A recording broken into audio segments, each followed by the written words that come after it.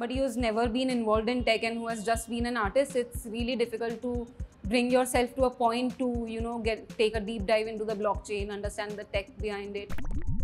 How complex the technology feels right now from the outside is like if you Google like what are NFTs, how to get into it, you'll get overwhelmed with the amount of information. There's no straight way to go about it.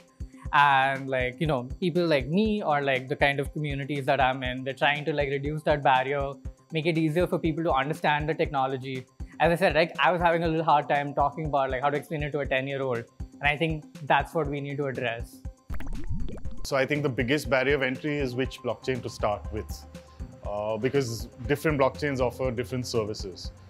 One of the barriers of entries that has been a problem to many artists is the cost of creating your first NFT, which has been pretty expensive on traditional proof of work blockchains.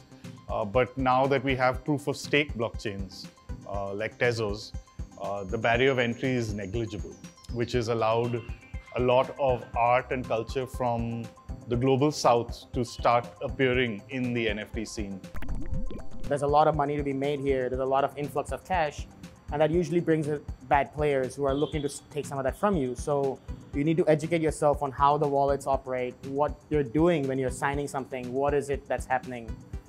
Thankfully, it's much easier today to learn that. You have tools that will let you know what you're signing onto, but you need to build a knowledge base before you start doing stuff just to stay safe. The current barrier would be that you're in this giant ecosystem where there are tons of artists and tons of people flooding the space. And how do you get started? You've got great work and you're in there, you've done everything right, but how do you get your voice heard?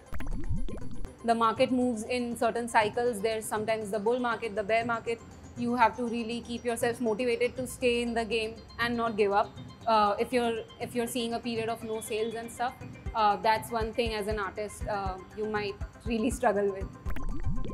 First of all, you have to learn about the tech behind it, the blockchain, the smart contracts, because that is the core of the whole NFT space.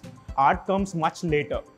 So you have to learn. It's a process of learning and unlearning, and it will take time. So my advice would be to take it slow initially. You can interact with people, you can learn from other people, you can talk with people, because these communities are well knit and they have a bunch of knowledge within them. You can interact with them and you can just start there.